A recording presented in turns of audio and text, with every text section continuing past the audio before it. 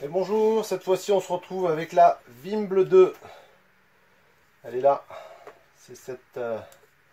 elle est ici, Wimble 2. Donc j'ai eu encore une petite demande pour la Nikon K-Mission 170 qui est ici. Voilà, cette petite caméra aux formes un petit peu bizarres. Du coup j'ai développé ce petit adaptateur ici.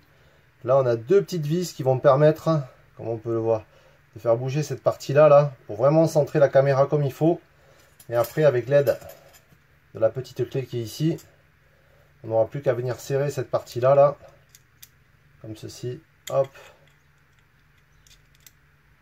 et voilà. Voilà, il y a deux petites vis là, je sais pas si on les voit bien, une, deux, et une et deux, avec ici vous voyez un petit ergot là qui permet de pouvoir déplacer la pièce. Donc on vient installer la caméra comme ceci, et un petit emplacement, on voit bien l'écran arrière, on a accès à tous les boutons, enregistrement, rec, tout le menu. Ensuite j'ai mis un petit élastique comme ceci qui va permettre de pouvoir installer très facilement à l'arrière, et on a toujours l'écran de contrôle et tout le visuel qui est disponible.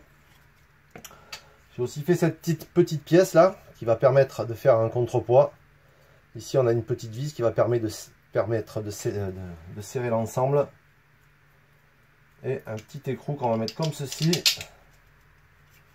Ça comme ça, on va prendre cette pièce là et la mettre ici, et on va venir serrer l'ensemble tout simplement.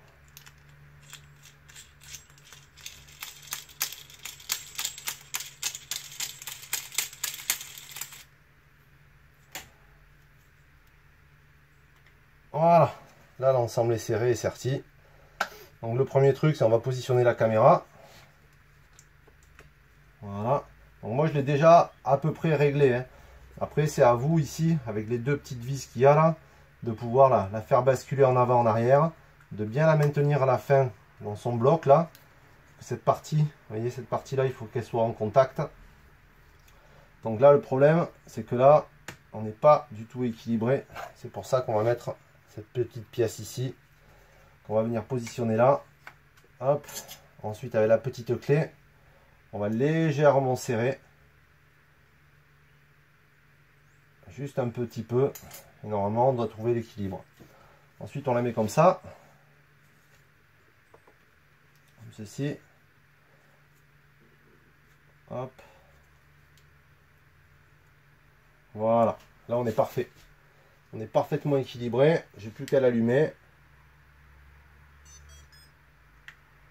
Et voilà. Donc le problème c'est que celle-là, elle peut pas tourner à 360. Hein. Donc on va retourner le manche. Et on va s'en servir comme ça. On a vraiment tout l'angle qu'il faut. Ça se passe très bien. Faire des mouvements souples. On peut bloquer. On peut se servir du bouton.